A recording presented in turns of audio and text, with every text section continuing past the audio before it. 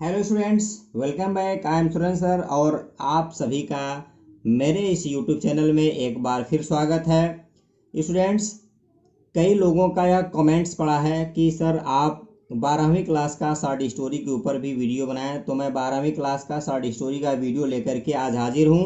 मैं आगे बढ़ने से पहले आपको बता दूं कि आपके 12वीं क्लास में शॉर्ट स्टोरी की कुल संख्या 4 है, जिसमें the gold watch, an astrologer day, the lost child और द स्पेशल एक्सपीरियंस है। तो स्टूडेंट्स, यदि आप इस 4 लेसन्स को पढ़ लेते हैं, 4 स्टोरी को पढ़ लेते हैं, तो आपको एग्जाम में यहाँ से मिलेंगे कुल 8 अंक। क्योंकि आपको यह जानना जरूरी है कि हम जिस टॉपिक को पढ़ने जा रहे हैं, जिस टेक्स्ट बुक को पढ़ रहे हैं, वहाँ से हमको एग्जाम में कितने मार्क्स मिलेंगे और किस प्रकार के प्रश्न बनते हैं। तो स्टूडेंट्स, यहाँ से आपको बोर्ड परीक्षा में कुल 3 क्वेश्चंस दिए जाएंगे और उस 3 क्वेश्चंस का में से आपको केवल 2 क्वेश्चंस का अधिकतम 30 शब्दों में क्वेश्चंस का आंसर लिखना होगा। तो एक क्वेश्चन पे मिलेंगे 4 मार्क्स, तो 2 पे मिलेंगे आपको 8 मार्क्स। तो स्टूडेंट्स, इस तरह से आपको केवल क्वेश्चंस का आंसर ही लिखना है। अगर एक तरफ से देखा जाए तो यह आपका नॉन डिटेल स्टडी है। यहाँ से आपको reference, context, explanation, fill in the blank या वर्ड मीनिंग, कोई भी ट्रू फॉल्स इस तरह का यहाँ से क्वेश्चन नहीं बनना है। केवल आपको यहाँ से 2 क्वेश्चंस का आंसर लिखना है, उस पर आपको 8 मार्क्स मिल जाएंगे। तो स्टूडेंट्स, आई होप कि आपको ये क्लियर हो गया होगा। आगे बढ़ने से पहले यदि आप मेरे चैनल पर नए हैं तो आपका स्वागत है। आप मेरे चैनल को अभी जो है सब्सक्राइब कर लें, ताकि नया वीडियो जब भी पड़े तो उसका नोटिफिकेशन आपके पास पहुंचे। स्टूडेंट्स, आप वीडियो को ज़्यादा से ज़्यादा शेयर कीजिए और इसी प्रकार से आप लोग मेरे ऊपर अपना प्यार और सम्मान बनाए रखें। स्टूडेंट्स, आज की जो स्टोरी है, सबसे पहला द गोल्ड वॉच। यह स्टोरी को लिखने वाले पंजकर रॉफी हैं और यह एक फेमस मलयालम राइटर हैं जो केरला में पैदा हुए थे 1924 ईस्वी में। स्टूडेंट्स, जैसा कि इसके टाइटल से जो है क्लियर हो रहा है कि सोने की घड़ी द गोल्ड वॉच जो है इसका टाइटल है। तो स्टूडेंट्स, इस जो है स्टोरी में लेखक ने एक ऐसे व्यक्ति का जिक्र किया है जिसका नाम रहता है शंकु। अगर देखा जाए तो इसमें कुल कैरेक्टर्स यानी पात्र की संख्या जाए तो एक शंकु एक गरीब मजदूर है, शंकु की पत्नी है जो एक जिम्मेदार महिला है, एक इंजीनियर है जो शंकु जिस कंपनी में काम करता था, जिस कारखाने में, उसमें वो इंजीनियर रहता था, और अगला माधवन है शंकु का सहकर्मी जो शंकु के साथ उस फैक्ट्री में काम किया करता था। तो स्टूडेंट, शंकु एक गरीब निर्धन मजदूर था और वह अपने जो है मजबूरी के वजह से, अपने गरीबी की वजह से वह उस इंजीनियर की घड़ी चुराना चाहता था। जो इंजीनियर उस कंपनी में काम करता था, इंजीनियर के पास सोने की एक घड़ी हुआ करती थी। वह घड़ी जब भी ऑफिस में आता था तो हाथ से निकाल करके अपने मेज पर टेक्स्ट बुक के ऊपर रख दिया करता था और दिन भर काम करता था। दोपहर के समय वह जो है घड़ी को वहीं छोड़कर वहां से चला जाता था। शंकु इस बात को जानता था। उसने उस घड़ी को चुरा करके अपने कर्ज से मुक्त होने का निर्णय लिया। तो चूंकि शंकु पेशे से चोर नहीं था, कई बार वह घड़ी चुराने का प्रयास किया, लेकिन वह पेशेवर चोर नहीं था, सो डर जाता था और उसकी नैतिक चेतना जो है उसको आगाह कर देती थी, सो वह घड़ी को नहीं चुरा सकता था। एक दिन शंकु अंततः जो है उस घड़ी को चुरा लेता है, लेकिन चुराने के बाद अपने आप को संभाल नहीं पाता है और उस घड़ी को उस स्थान पर रख देता है। तो स्टूडेंट्स, आज के इस लेक्चर में हम लोग यह पढ़ेंगे कि शंकु किस प्रकार से मुसीबतों के समय में, किस प्रकार से अपने दुख की घड़ी में अपने परिवार को मेंटेन रखता है और अंततः किस प्रकार से घड़ी चुराता है और घड़ी चुराने के बाद उसके साथ क्या घटना घटित होती है। तो आइए स्टार्ट करते हैं। देखिए स्टूडेंट्स, स्टोरी वहां से प्रारंभ होती है कि रात का समय है। शंकु अपने फटी हुई चटाई पर सोया हुआ है और उसे नींद नहीं आ रहा है। यह पहली रात नहीं थी या यह सिर्फ उस दिन की बात नहीं थी जब उसे नींद नहीं आ रही थी। यह पिछले अन्य कई रातों से चला हुआ आ रहा था। नींद न आने का सिर्फ और सिर्फ एक वजह, सिर्फ और सिर्फ एक कारण शंकु की गरीबी थी, शंकु का कर्ज था, क्योंकि शंकु कर्ज के नीचे दबा हुआ था। टेक्स्ट देखते हैं। As on many previous nights, बता रहा है पिछली अनेक रातों की तरह से, प्रीवियस मीन्स पूर्व, शंकु could not get any sleep, शंकु नहीं सो सका था, दैट नाइट, उस रात को भी, अर्थात पिछली अनेक रातों की तरह शंकु उस रात को भी नहीं सो सका। ही वह टर्न, मुड़ता था, एंड टोज्ड मीन्स होता है करवटें बदलना, टोज्ड मीन्स करवटें बदलना, इन हिज बेड, अपने बिस्तर पर, वह बिस्तर पर इधर उधर करवटें बदलता रहा, बट लेकिन इट वाज नो यूज, लेकिन इससे कोई फायदा नहीं हुआ, यह सब निरर्थक रहा, यह सब बेकार रहा। द मोर ही थॉट, जितना अधिक वह सोचता, द वर्स ही फेल्ट, उतना ही बुरा उसे महसूस होता, अर्थात जितना ज्यादा से ज्यादा वह सोचता था, उतना ही ज्यादा से ज्यादा वह बेचैन महसूस करता था, अर्थात उतना ही अधिक उसकी चिंता बढ़ती चली जाती थी। द मोर और द वर्स, ये दोनों हमारे जो है सेम डिग्री में लिखे गए हैं, इसलिए इनके पहले द का प्रयोग लिखा हुआ है, द का प्रयोग किया गया है। ऐसे सेंटेंसेस में द लगाते हैं दोनों के ऊपर जब सेम डिग्रीज में कोई वर्ड लिखा जाता है। ही क्लोज्ड, वह बंद किया, हिज आइज, अपनी आंखों को, एंड ले, और लेट गया, ऑन, पर, his torn mat, torn means होता है फटी हुई, मैट मतलब होता है चटाई। बता रहा है उसने अपनी आंखें बंद की और अंधेरे में, इन द डार्कनेस, उस रात्रि के अंधेरे में अपनी फटी हुई चटाई पर लेट गया, सो गया, एंड और एट, फिर भी, ही कुड सी, वह देख सकता था, एज क्लियरली, उतना साफ साफ, एज ड्यूरिंग द डे, जितना कि दिन के समय, दिन के वक्त दिखता है।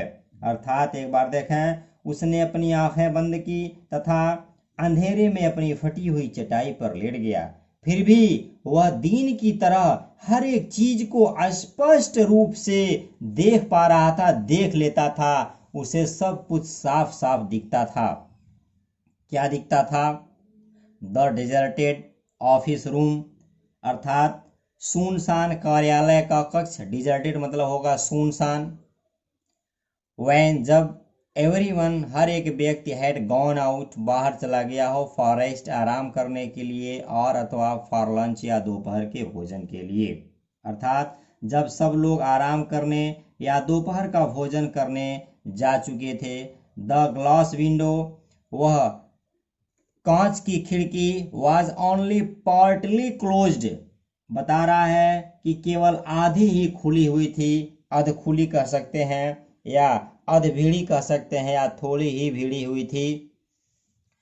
ऑन वन एंड, एक किनारे पर, ऑफ द टेबल, टेबल के, इनसाइड, अंदर, वर अ फ्यू फैट वॉल्यूम्स, कुछ मोटी मोटी पुस्तकें थी, कुछ मोटी मोटी पुस्तकें थी। एट द अदर एंड, दूसरे किनारे पर, अ पेन, एक पेन था, एन इंक बॉटल, स्याही का एक बॉटल था, एंड सो फोर्थ, और कुछ अन्य चीजें थी, एंड और, इन बिटवीन, इन्हीं के बीच में, वाज गोल्ड वॉच, एक सोने की घड़ी थी, विद इट्स गोल्ड चेन, इसकी जो चेन थी वह भी सोने की थी, प्लेस्ड ऑन अ बुक, इसे एक बुक पर, इसे एक किताब पर रखा गया था।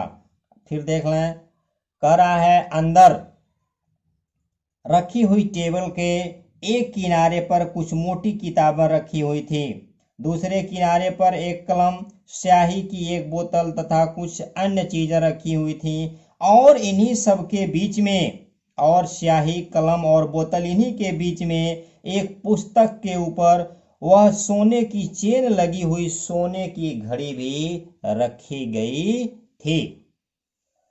शंकु ऐसा रात में जब वो अपनी आंख बंद किया तो ऐसा वह देख रहा है। ओपन द विंडो, कह रहा है खिड़की खोलो, and stretch out your hand, और अपना हाथ बढ़ाओ अबाउट अ फीट, करीब 1 फीट, एंड और you can pick it up, और आप इसे ले सकते हैं। पिकअप मीन्स होता है लेना, उठाना। शंकु कह रहा है, शंकु सोच रहा है कि अपने हाथ को सिर्फ 1 फीट अंदर बढ़ाइए, अर्थात खिड़की खोलिए, अपने हाथ को 1 फीट अंदर बढ़ाइए और आप घड़ी को ले सकते हैं। Everyone is out for lunch, हर एक व्यक्ति दोपहर के भोजन के लिए बाहर गया है। Nobody will know dot dot dot, कोई नहीं जान पाएगा कि, किसी को भी जरा सा मालूम नहीं होगा कि डॉट डॉट डॉट का तात्पर्य है कि घड़ी को कौन चुराया है, घड़ी को कौन ले लिया है। ऐसा कोई भी नहीं समझ पाएगा, कोई भी नहीं जान पाएगा। देखें, शंकु रिमेम्बर्ड, शंकु ने याद किया, हिज एफर्ट्स, अपने प्रयासों को, हिज कॉर्डिस, अपनी कायरता को, अपने भय को, अपने डर को, एंड और हिज, अपने वैसिलेशन, घबराहट या हिचकिचाहट को, ड्यूरिंग के दौरान, द पास्ट फ्यू डेज, पिछले कुछ दिनों की। कह रहा है शंकु ने अपने प्रयासों को, अपने भय को, अपने हिचकिचाहट को तथा पिछले कुछ दिनों से चल रही हिचकिचाहट को याद किया, He has never seen anyone there at the time, कह रहा है कि उस वक्त वहां किसी को भी नहीं देखा था। एंड और एच, फिर भी, he had been afraid, फिर भी वह डरा हुआ था, फिर भी वह डरा हुआ था। He had trembled, वह कांप रहा था, भय से कांप रहा था।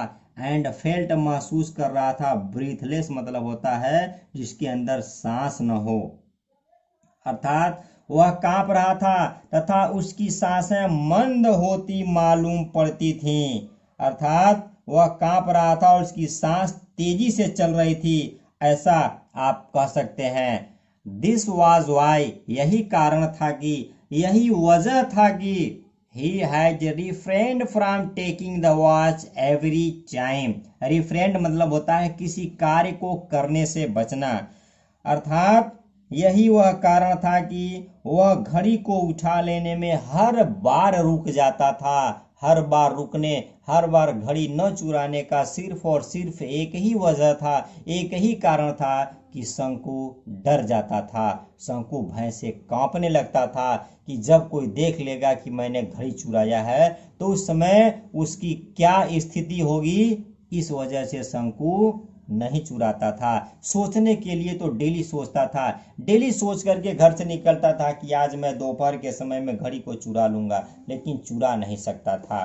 रीजन यह था कि शंकु पेशे से चोर नहीं था, मजबूरी में, गरीबी में वह चोरी करने के लिए विवश था।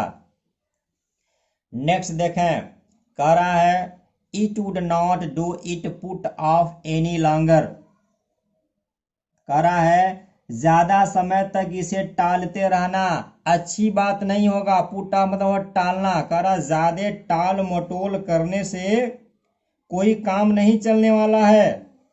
इफ, यदि, ही थॉट एनी फर्दर, यदि और वह अधिक सोच विचार करता रहा, he would not be able to do anything, तो वह कुछ भी करने लायक नहीं रहेगा, वह कुछ भी नहीं कर पाएगा। He might even blurt out his intention, intention means होता है इरादा, और blurt out मतलब होता है सोचना छोड़ देना। accidentally अर्थात बता रहा है कि शायद वह मूर्खतावश अपने मन की इच्छा को जोर से भी कह सकता था। और देखें, सो इसलिए he must take it tomorrow, शंकु कह रहा है इसलिए उसे उस घड़ी को अवश्य कल चुरा लेना चाहिए। सपोज, मान लीजिए, he did not do, कह रहा मान लीजिए कि मैंने घड़ी को नहीं चुरा। देखिए स्टूडेंट्स, शंकु सोचता है कि मानो वह उस वस्तु को नहीं लेता है, नहीं चुरा सकता है, नहीं चुरा पाता है, तब क्या होगी। नेक्स्ट देखें, शंकु के थॉट्स, विचार begin to linger over, linger over का मतलब होगा दिमाग में चलते रहना। The thorny problems of his life, बता रहा है कि शंकु के विचार उसके अपने जीवन की पीड़ादायिनी समस्याओं के आसपास ठहरने लगे, उसके दिमाग में चलने लगे। थ्रोनी का मतलब होगा यहाँ पीड़ादायी। टुमारो, कल, आने वाला कल, would be the third day of the month, बता रहा है कि अगले 3 दिनों में, अर्थात अगला दिन महीने का तीसरा दिन होगा।